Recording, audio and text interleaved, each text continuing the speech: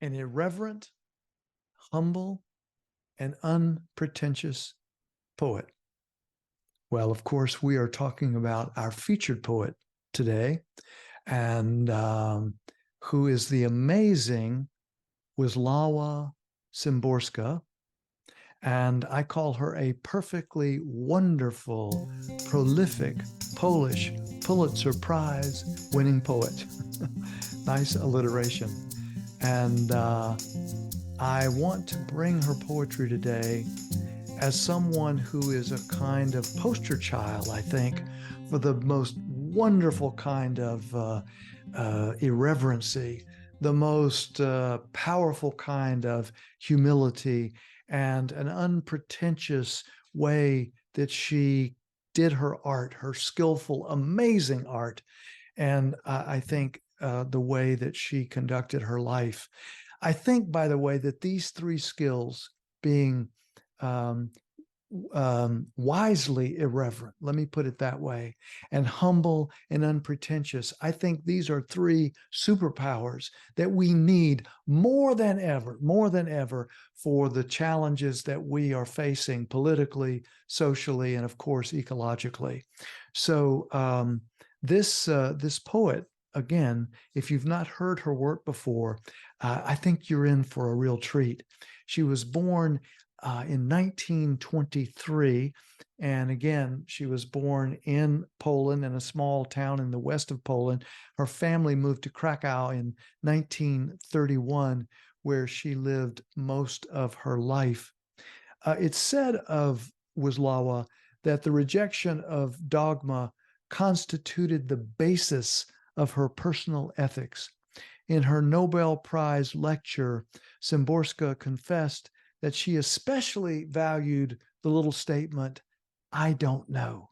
I don't know." And I've got the quote, and I may read the full quote in just a moment, but we want to definitely get into her work and poetry. So she said this was her mantra. "I don't know" was her mantra, and interrogation was her method. In other words, she took an inventory of what she examined to explore all its nooks and crannies, all the maps we might use to navigate the different territories of ideas and things that she was focused on and interested in, to see what they could yield. Now, I want to do three of her poems today. Under One Small Star, we'll start with A Note, which is the second poem, and we'll finish with I'm Working on the World. All three, in my humble opinion, are just amazing poems. So let's start with the first one. Under One Small Star, Wislawa Szymborska. Okay, goes like this. My apologies to chance. My apologies to chance for calling it necessity. My apologies to necessity if I'm mistaken, after all. Please don't be angry, happiness, that I take you as my due. May my dead be patient with the way my memories fade. My apologies to time for all the world I overlook each second. My apologies to past loves for thinking that the latest is the first. Forgive me, distant wars, for bringing flowers home. Forgive me, open wounds, for pricking my finger. I apologize for my record of minuets to those who cry from the depths. I apologize to those who wait in railway stations for being asleep at 5 a.m. Pardon me, hounded hope, for laughing from time to time. Pardon me, hounded hope, for laughing from time to time. Pardon me, deserts, that I don't rush to you bearing a spoonful of water. And you, falcon, unchanging year after year, always in the same cage, your gaze always fixed on the same point in space. Forgive me even if it turns out you were stuffed. My apologies to the felled tree for the table's 4 legs. My apologies to great questions for small answers. Truth, please don't pay me much attention. Dignity, please be magnanimous. Bear with me, O mystery of existence, as I pluck the occasional thread from your train. Soul, soul, don't take offense that I've only got you now and then. My apologies to everything that I can't be everywhere at once. My apologies to everyone that I can't be each woman and each man. I know I won't be justified as long as I live, since I myself stand in my own way. Don't bear me ill will speech that I borrow weighty words, then labor heavily so that they may seem light. To me, there's so much kind of playful but serious, playful and serious, coyote kind of Zen-like wisdom in there, where she's poking fun at herself, where she's using paradox and exaggeration, and she's using imagery that just is very, that just evokes so much. As she ends this with these kind of walk 10,000 miles in these last 2 lines. Don't bear me ill will speech that I borrow weighty words, then labor heavily so that they may seem light. So this is the work of the poet. And what you see in this first poem, Under One Small Star, is to me the idea that I don't know just comes full out in this poem. And it just, just kind of this wonderfully, again, kind of coyote spirit, but they're speaking about some things which are both humorous on one level, humor down to earth, but also very, very serious.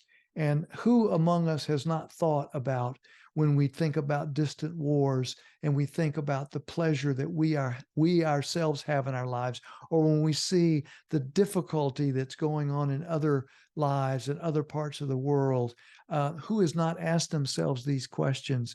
And yet there is a way in which our joy must include, and poetry is so good at this, including the grieving and the difficulty and the joy and the utter astonishment of life, all together, because it comes at us all together. Okay, let's do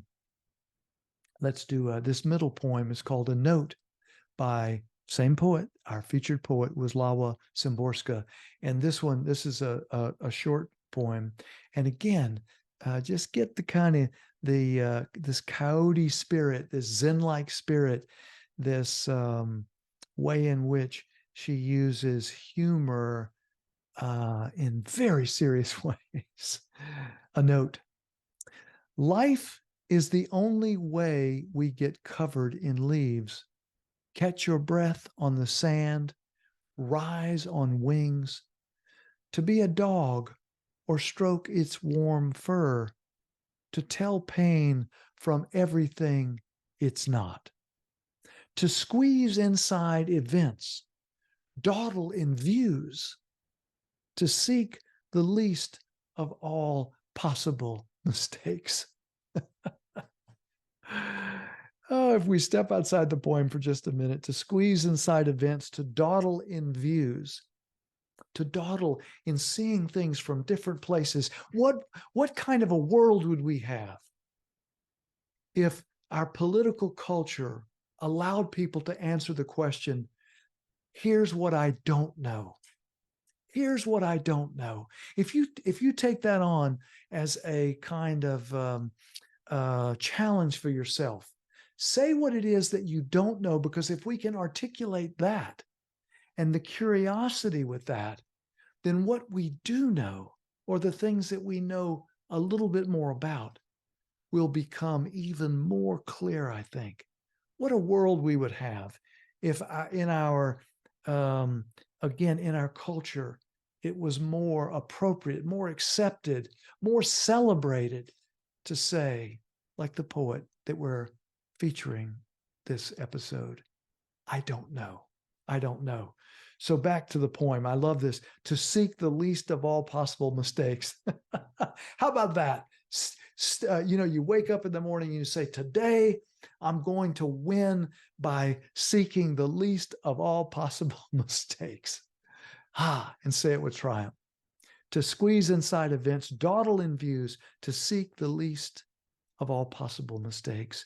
An extraordinary chance, the poem goes on, an extraordinary chance to remember for a moment, a conversation held with the lamp switched off. Imagery. And if only once, to stumble on a stone, end up drenched in one downpour or another. Mislay your keys in the grass, and to follow a spark on the wind with your eyes, and to keep on not knowing something important. You know, in our culture, we are obsessed with knowing. There's nothing wrong with that. There's nothing wrong, actually, with being relatively certain about a number of things. I think that's a well-lived life brings us to a kind of certainty. However, it's a kind of certainty that always has mystery up underneath it.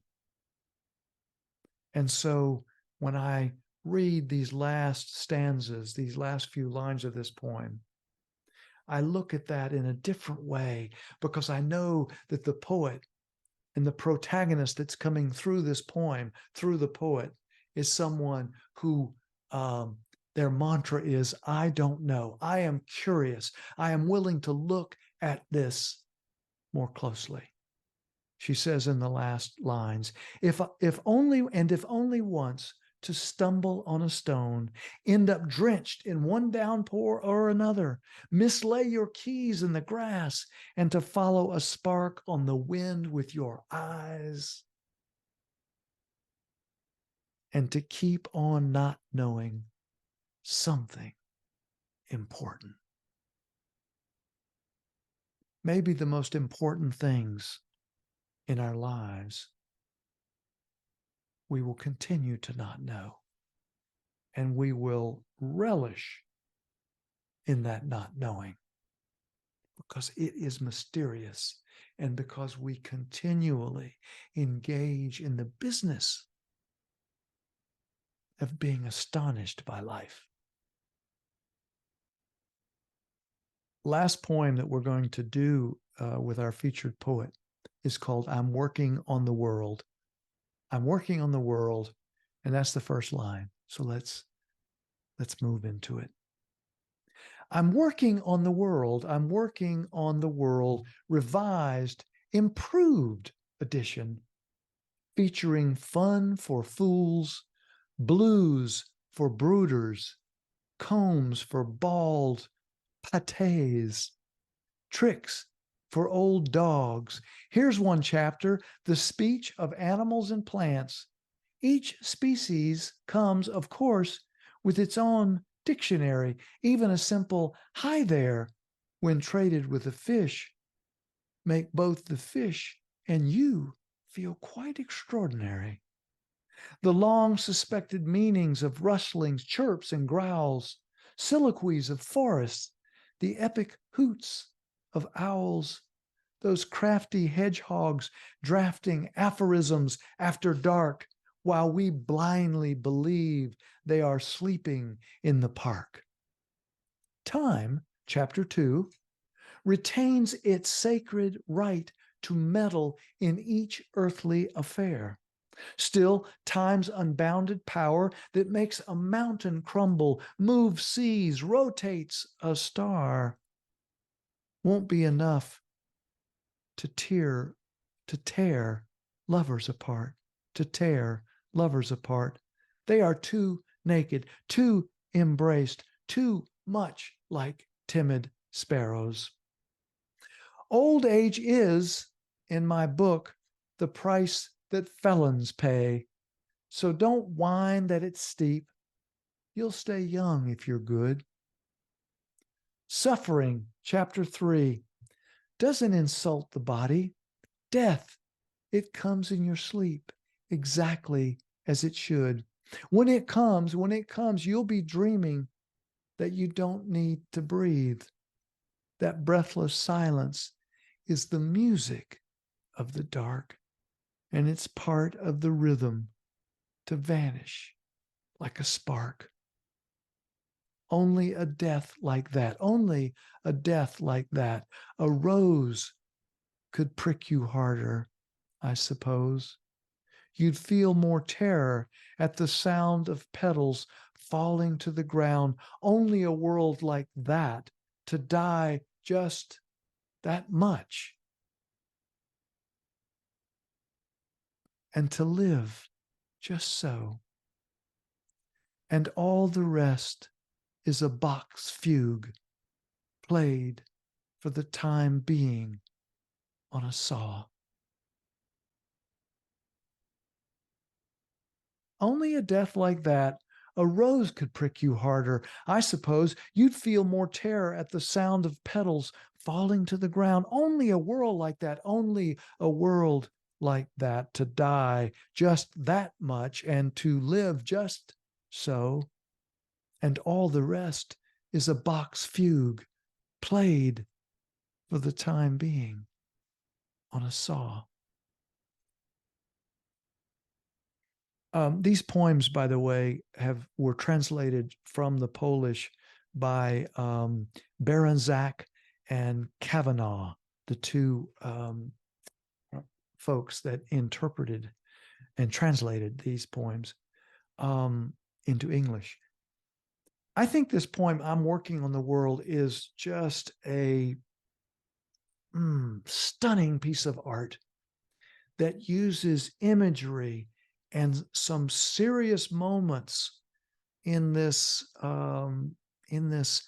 story, in this amazing poem, combined with some humor and lightness that has the pathos, I think, come even deeper as it comes under the radar screen of the strategic mind, as I've said many times before on this podcast, and directly to the heart.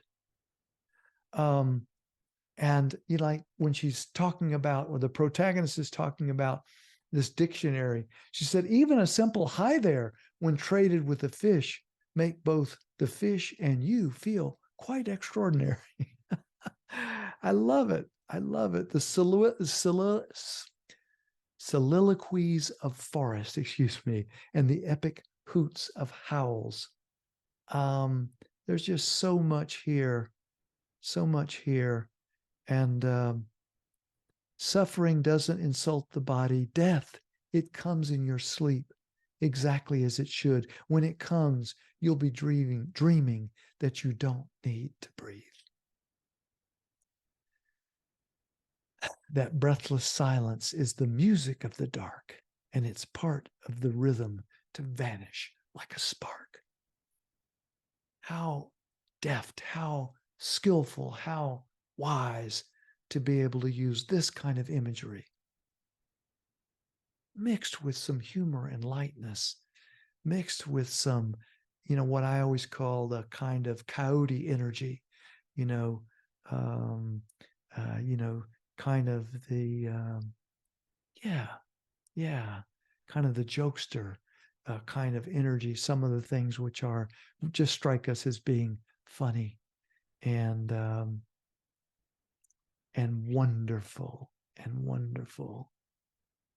all together with pathos and humor and fun all together in one poem. Okay, I know we're going kind of long, but I wanted to do this one because we've been doing some short ones. Let me end. I mentioned the quote that was from her Pulitzer Prize speech that she did actually. And it goes like this. She says, inspiration is not the exclusive privilege of poets or artists generally. There has been, and will always be a certain group of people whom inspiration visits. It's made up of all those who've consciously chosen their calling and do their job with love and imagination. It may include doctors, teachers, gardeners, and I could list 100 more professions. Their work becomes one continuous adventure as long as they manage to keep discovering new challenges in it. Difficulties and setbacks never quell their curiosity. A swarm of new questions emerges from every problem they solve. Whatever inspiration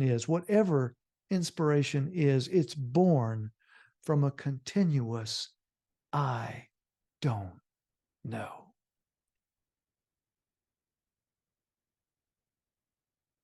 I think in particular, we are going to need to have a lot more irreverency, as the title suggests, irreverency in being wisely irreverent, because we have got to have a new story, politically, socially, ecologically, for sure. We have to have a new story, and we have to be not recklessly so, but wisely irreverent, which I think the poet is. We certainly have to be humble. This is something that we, particularly in the West, I think, in the Western world, we must be humble going forward to see how our stories must evolve, how our political stories, our social stories, and certainly our stories about Mother Earth, our ecological stories, we're going to have to be more humble, exercise more humility, and finally, unpretentious. We've got to be done with the value signaling. We've got to be done with the idea that we're going to put on airs and we're going to act like we know things we don't. Sometimes when people talk about knowing that everything is doomed or knowing that everything will be fine, business as usual, those two ends of the spectrum, those two extremes, no one knows what's true. We know that we're in deep trouble. We know that. We're in deep trouble, I think, in politically, socially, and particularly ecologically. We're in deep trouble. And yet we do not know. And yet we do not know. And to come to the world with a wise and irreverent attitude, with a humble attitude, and with an unpretentious way in the world, these, I think, are incredibly important skills and traits. And I think Wislawa Szymborska, our poet this time, is a poster child for those in the wisest way. Now, in closing, writing in the New York Review of Books, one of her translators, Baron Zach, said, "Wit, wisdom, and warmth are equally important ingredients in the mixture of qualities that makes her," the poet Wislawa, "that makes her so unusual and every poem of hers so unforgettable." Well, that's a wrap. I hope you've enjoyed. And again, if you didn't know about her poetry, I would love, let me know in the comments, or email me, put it in the comments. I would love to know how her work landed in you as you heard it. I'd love to know about that. And of course, if you learned something, if you felt a little bit of inspiration, pass this along to someone else. Like the video, and if you haven't, done the click for being notified when new podcasts come out, do that too. Okay, great. Thank you so much for your listening ear. Until next time and next poems, please take good care of yourself. And as I always say, take care of someone else too, if you can.